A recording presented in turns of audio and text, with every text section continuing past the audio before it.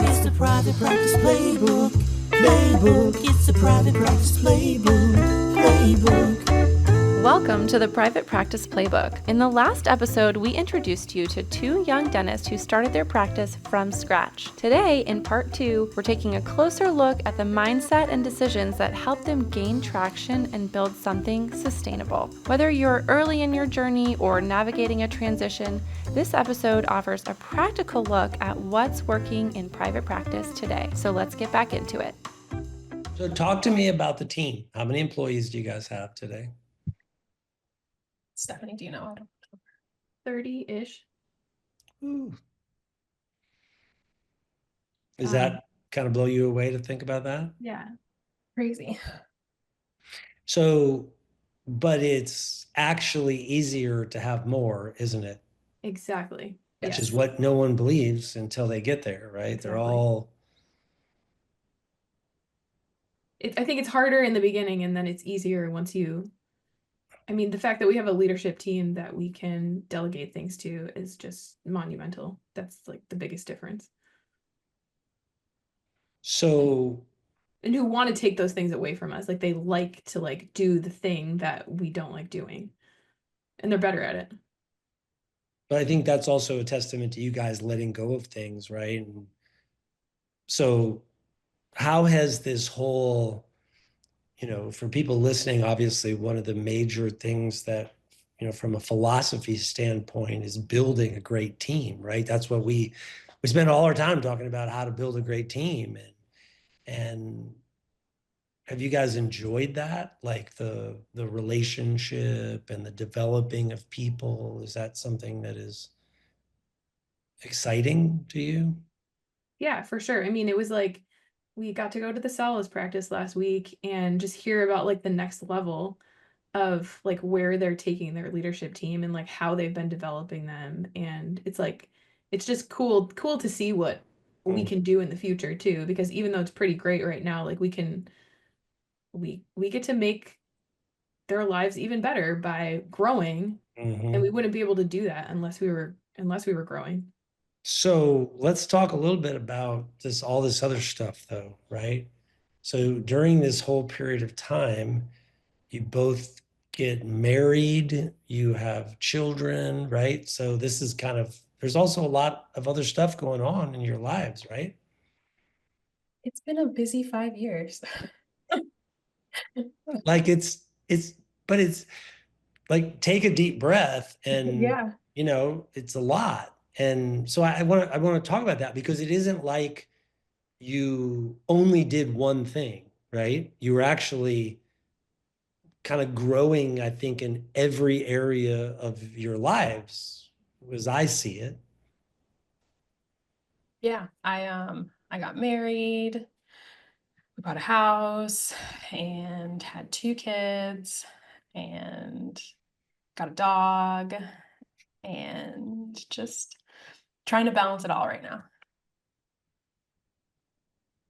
The balance is the hard part to find.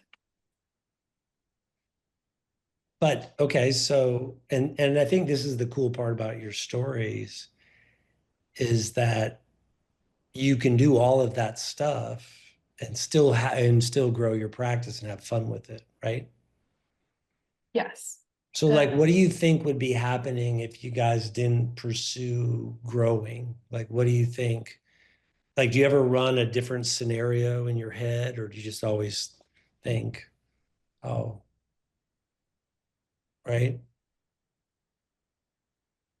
Or was it like always we were going to grow and that was fine? No, I mean, I think that the difference would be that we would be working more in the business. Yeah. That would be the difference. Like we would be doing more dentistry, which is fine. It's just like, it's more rewarding now in a different way. So let's talk about the future. So you have 30 plus employees, you have all those things happening to both of you over the last 5 years, which is a lot. It's just a lot, right? And so walk through so how many rooms do you guys have now? 8. Okay.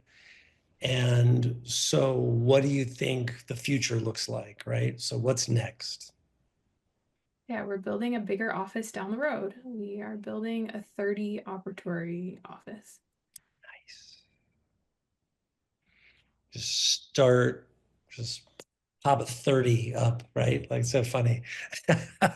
We just kept talking to people around us at events, and they were like, you need to go bigger because 15's too small. And Yeah. we just heard it, 10 times. And then we were like, all right, we should probably listen at this point. Nobody's ever said they built one too big. They're always too small. So I think that's great.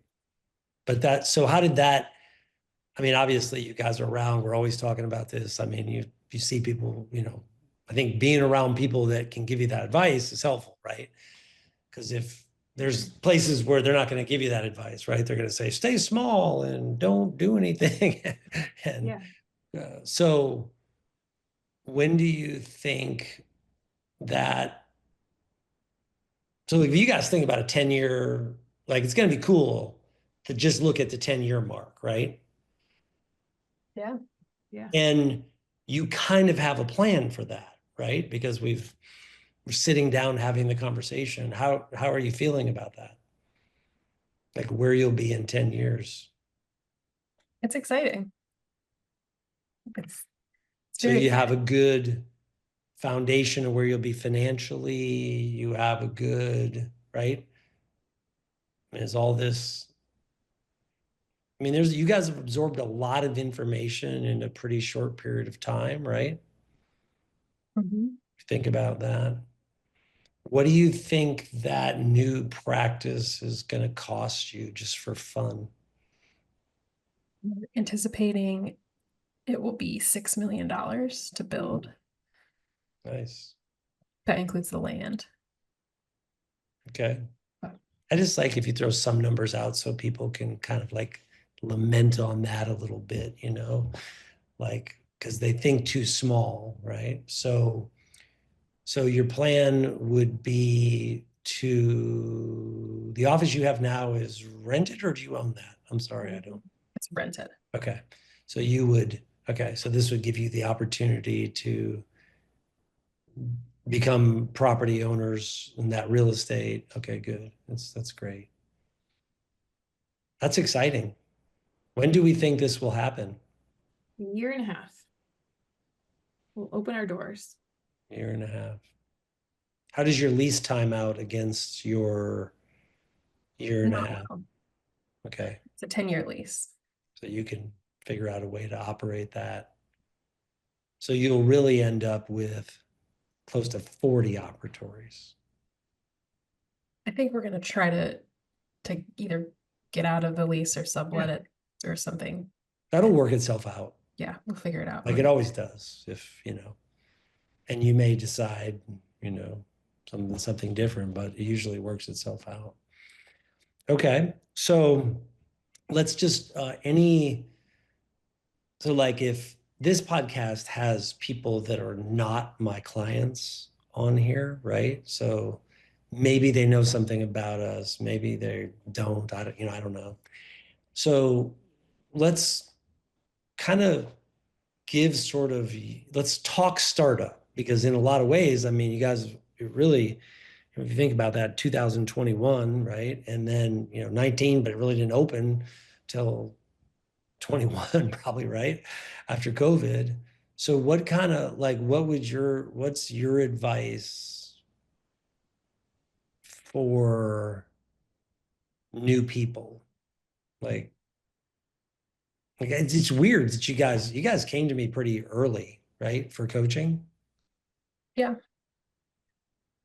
Where did you, I mean, it's not something that they really teach in dental school, is it? That you should go and get someone to help you, is it? No, and it's like we come in, I mean, over and over, and still this happens. We come in with a specific problem and we end up with like a mindset shift.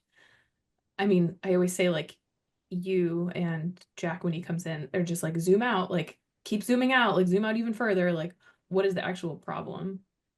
Yeah. And so it's like hard to tell someone like, okay, like you need a mindset shift, because nobody really wants to hear that.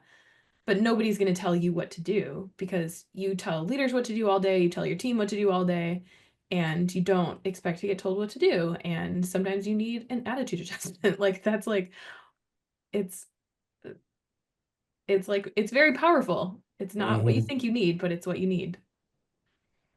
Yeah, because a lot of variables, like we think that we should be able to do it on our own, or we think that it's, but the accountability, right? Like at a level, you guys are held accountable.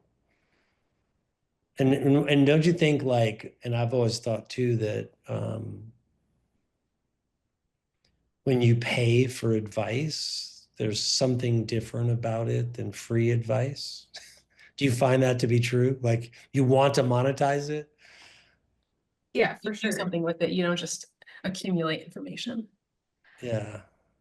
So can you see your, like, I loved what you said, right? Bigger, wider view. So do you ever like get to hang, don't talk about your friends on this podcast, but like, do you ever, do you see that in other people where they just shrink it up?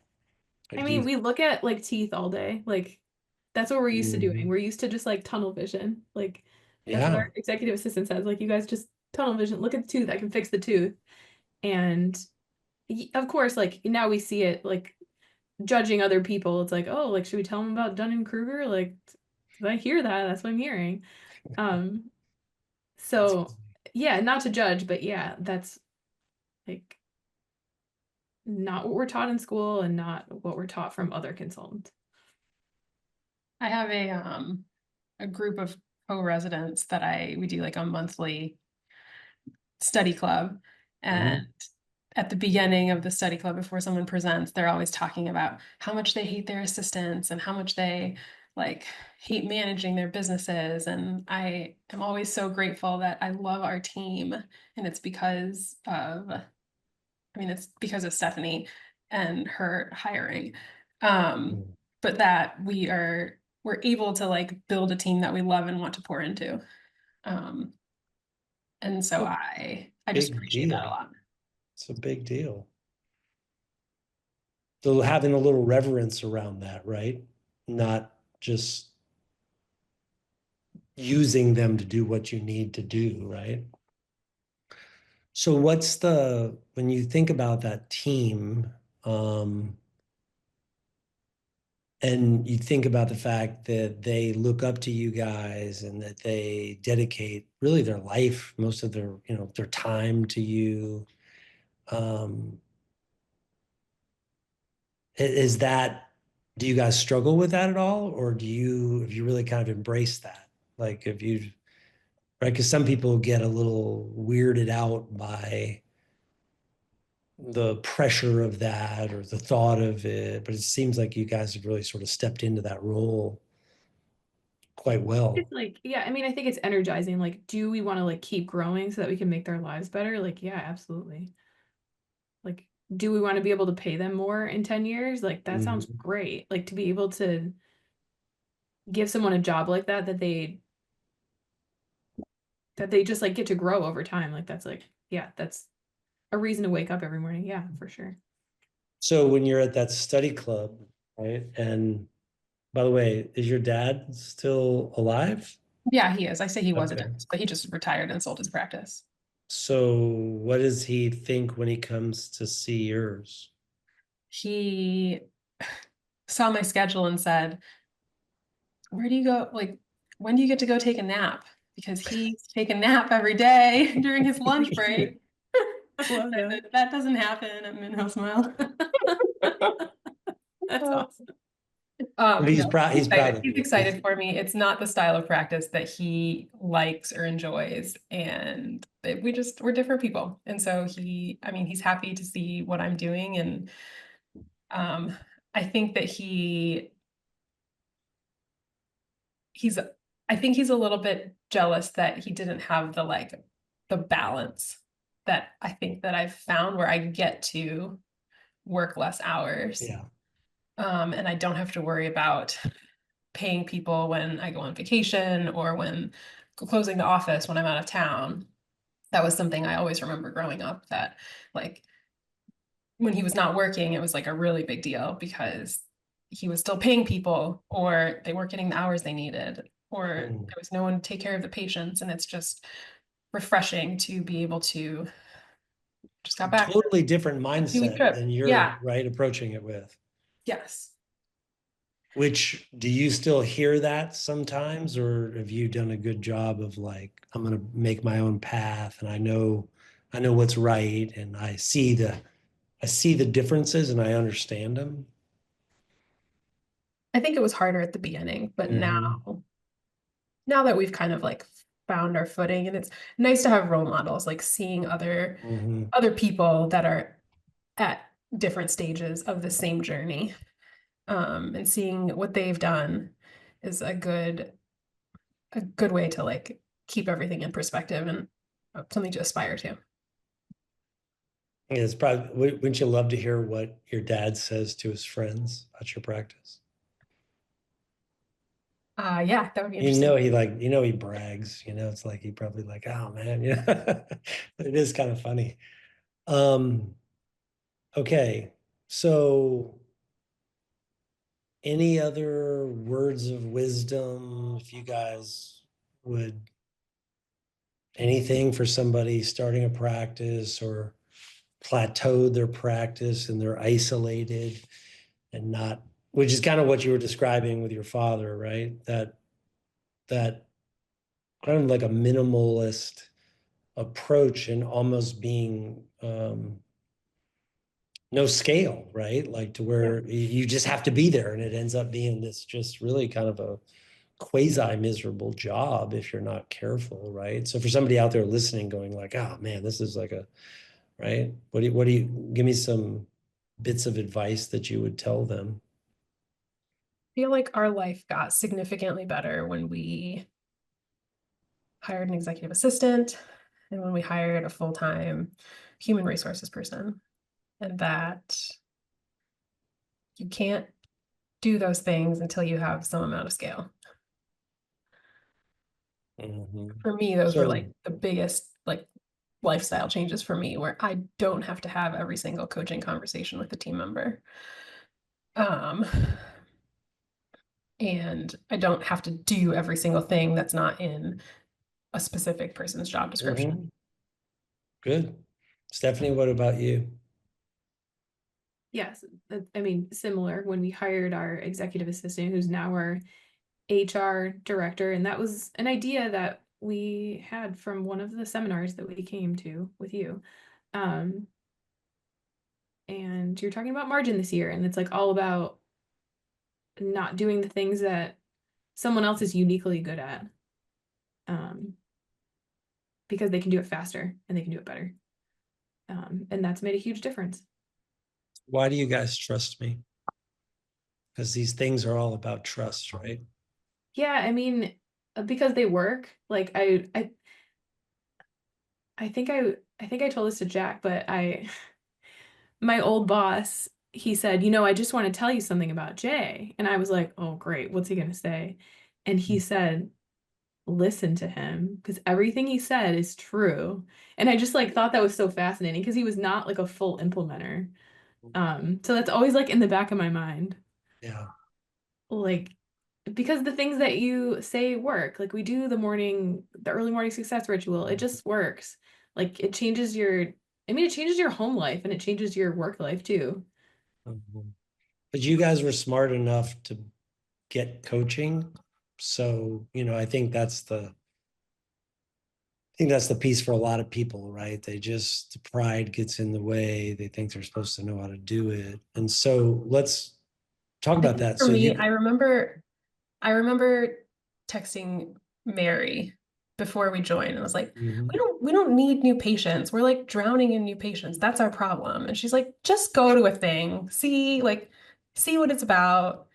And I like had in my head that it was just about getting new patients. And yes, that's part of it, but it's not actually about getting new patients. It's about how to like build a business and how to change your mindset so that you can handle all the things that that happen in a business, because you don't actually give us the like, here's how to do something, which is helpful. And that's the question my dad always asks. He's like, doesn't your coach like just tell you what to do? And I'm like, no, not really. Like, they don't tell us exactly like, do these 3 things and then that's going to solve your problem with your hygienist. But You'd be back give at my you the doorstep in framework. like 2 minutes. Now, what about this? Now, what about this? Yeah, Like exactly. a But you give us a total, framework for thinking about it and yeah, how to approach it. And like, you just can't understand how that's going to impact you until you experience it, I think, or see someone else that's lived sure. through it and seen how it's changed their life. But you guys are also seeing decisions and then the results, right? So I think the great thing is like that, you know, think about like hiring an executive assistant, right? So how many friends do you have with executive assistants? I mean, at the time I said that, I don't think you were just like, let's do it. Like, right. yes. It's an awkward thing to say, like, why do I need an executive assistant? Like, who am I? That, like, I'm going to hire an executive assistant, but You know, to encourage you guys that, you know, and I hope even having this conversation, you know, I know you guys are doing this to try to help other people, which I appreciate because that's, you know, what this is. But I think also, you know, for everyone listening to understand that they're making decisions and executing and not completely in your heads, right? Like, do you think you guys were more like in your head about everything and now you're more like, well, let's just do it and see what happens? Oh yeah, it drives our leadership team crazy. We like see something and we're like, let's try it. And they're like, no, too fast. We're like, let's just see what Yeah. happens. Good. That's awesome. Well, listen, it's just been a great pleasure to work with both of you. Excited to get you to a very cool 10-year mark, right? I think it's going to be a great story when you get to 10 years, right? Which I told you when I met you, but you know, it's funny, we're like, are we getting halfway there? Soon. Yeah, Isn't that crazy? that is. So your first 5 is a lot went on, right? And then I actually, like this week, I have a financial freedom event. So I'll be teaching all that financial stuff. So I'll have a bunch of wide-eyed people in there like, you know, I remember you guys being at that event. One of your husbands is an accountant, right? Maybe, or a book. Okay. I felt like, my husband's a financial advisor, so. okay. Yeah. I felt like somebody was questioning my advice. We were having fun with that. I remember that. Like, why should I do this? It's like, you don't have to, right? I was like, all right. Well, thank you so much for being on. You just think you guys are doing great work. So keep it up. And Sevin, thank you for doing the mission stuff too. Thank you. It's been great. That's a huge deal. It's been life-changing. So you take your team down to the Dominican? Oh, we took the team down this year and last year. It was great. That's awesome.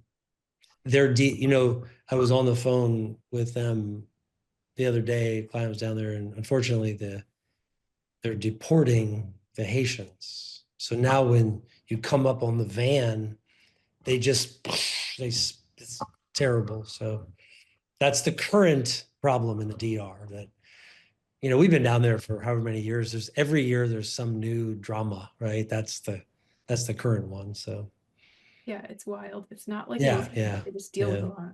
Hopefully that'll calm down. So all right, listen, thanks so much for being on. You guys keep up the great work. Appreciate you. Thank you. Yeah. Bye-bye. Thanks. Bye. Want to grow like they did? If today's episode inspired you and you're ready to take your next big step, our next coaching class starts July 31st in Atlanta, Georgia. To apply, just call 470-410-3154 or visit mypgi.com/podcast, and one of our team members will connect with you to see if it's the right fit for where you are and where you want to go. Let's build something great together. Thanks so much for checking out this episode of the Private Practice Playbook. For clips of this episode, go ahead and check out the YouTube channel. If you enjoyed what you heard today, make sure to subscribe to the podcast at podcastfordoctors.com to unlock subscriber-only bonus episodes. Find our links below in the description.